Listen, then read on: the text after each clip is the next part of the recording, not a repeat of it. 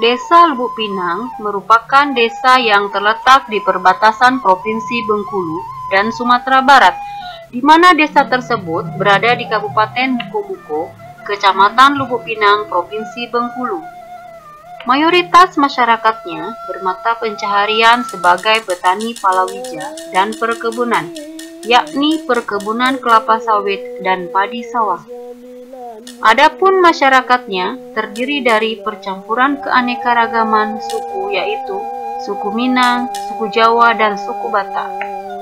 Mereka hidup saling berdampingan dan saling bertoleransi dengan menjunjung tinggi azas kebinekaan. Di desa Lubuk Pinang dialiri oleh sebuah sungai besar yang bernama Sungai Manjuto dan sebuah muara yang bernama Muara Sungai Kiang. Nah, cerita ini berasal dari legenda rakyat desa Lubuk Pinang yang berjudul Putri Napal Kasur, yang artinya Putri Napal Kasur. Kenapa demikian? Pada zaman dahulu berkembanglah cerita rakyat yang membuat seluruh masyarakat desa Lubuk Pinang percaya akan legenda ini. Dengan berbagai bukti, batu napal yang keras tercetak mirip seperti kasur kapuk yang sedang dibentangkan di pinggir sungai. Konon ceritanya, terjadilah pernikahan si putri raja dengan seorang pangeran dengan kecantikan paras sang putri sehingga dicintai oleh semua makhluk. Bukan hanya makhluk kasat mata, bahkan makhluk gaib. Disinilah bermulanya cerita. Di dalam pernikahan itu dilaksanakan dengan sangat meriah, yang konon ceritanya dilaksanakan selama 7 hari 7 malam. Dengan memotong 7 ekor kerbau benuang, bertanduk panjang, harak-herai, hiruk pikuk kegembiraan bersukacita. Hulu balang di gunung, hulu balang di langit, dan hulu balang di laut diundang. Serta saking meriahnya pesta pernikahan tersebut membuat aroma sukacita terselubung ke seluruh pelosok negeri. Akhirnya, tibalah saatnya anak Daro turun ke Ayia atau mempelai pergi mandi. Putri dan pangeran diarak dan dikawal oleh hulu balang, sanak mamak serta para dayangnya. Karena pada zaman dahulu, untuk mandi kita harus di tepian sungai. Tidak berapa lama kemudian, arakan meriah pun terhenti dan tempat duduk pengantin lalu dibentangkan di pinggir sungai. Pertama-tama, sang putri membasuh sang pangeran dekat gembira, megahnya canda tawa dan kelakar dari dayang-dayang. Melihat adegan yang syahdu tersebut, dan tibalah saatnya sang pangeran untuk mandi terlebih dahulu. Dengan dikawal oleh sang hulu balang dan pangeran pun mandi berkecimpung ke mudik dan berkecimpung ke hilir. Berenang bersukaria menampakkan kemahirannya berenang di depan sang putri.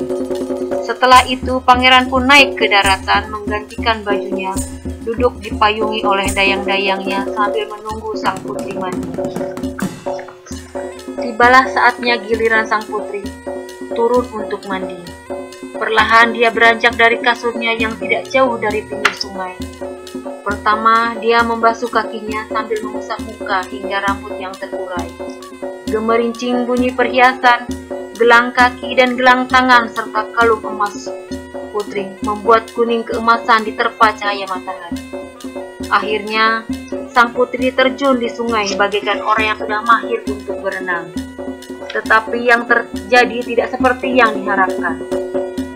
Sang putri terjun disambut di dalam air oleh Bujang Gelembai, sang hantu air, dan dibawa jauh ke dalam lubuk yang paling dalam, yang dinamakan sekarang Desa Lubuk Saung, yang jaraknya berpuluh-puluh kilometer dari tempat kejadian.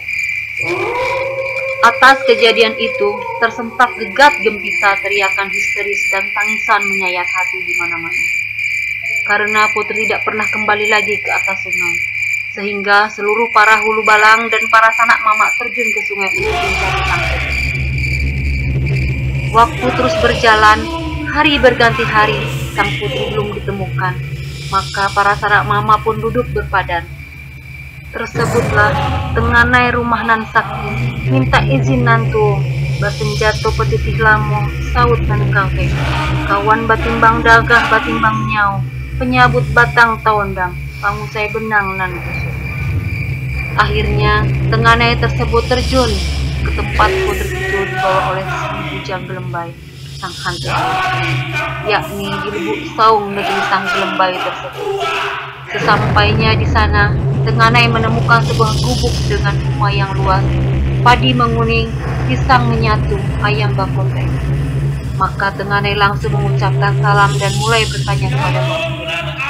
Hanya satu pertanyaan, yakni adalah, penghuni di sini menemukan putri? Sang penghuni tersebut adalah Bujang Gelembai, sang hantu air.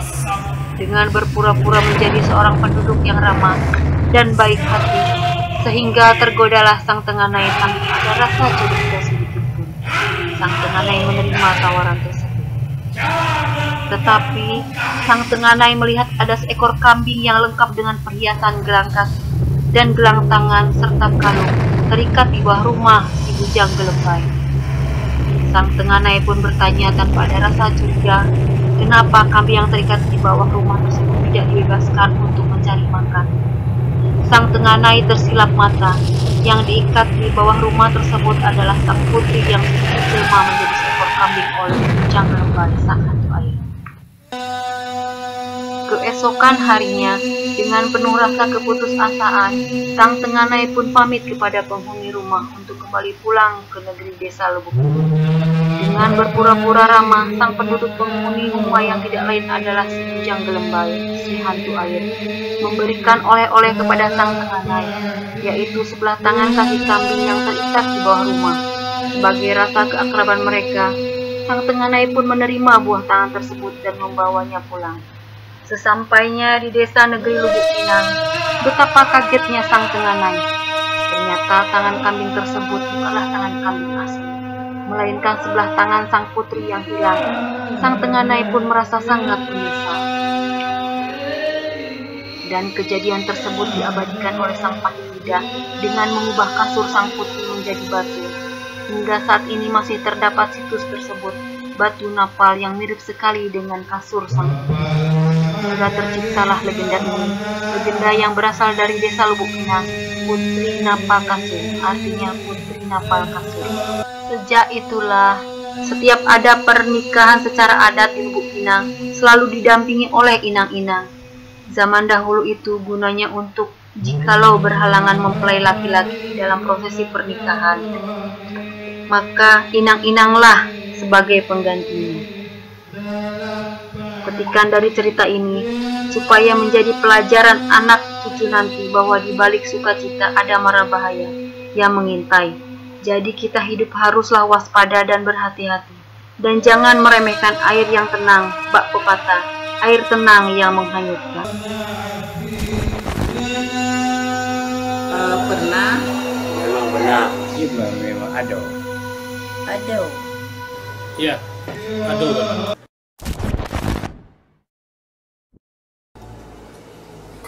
Apakah itu orang kai belarak mau anak pulai nak daro. Sedang mani dia ambil awak tu ya. Temui dia lagi temui ke Lubuk Saung. Sampai kini Lubuk Kasur tu persis seperti kasur. Ya, pengaruhnya sampai kini, ya, karena ada dulu peristiwa itu, makanya setiap ada pengantin atau mempelai dari Lubuk Pinang ini harus pakai pengembar artinya pendamping itu, yang laki-laki itu. Kami menerharapan besar cerita dari Napal Kasur tadi menjadi suatu pariwisata yang bisa dikenal di nasional bahkan internasional. Mudah-mudahan dengan adanya sanggar retak senada yang mengikuti lomba cerita desaku ini dapat memberi inspirasi atau kepada generasi muda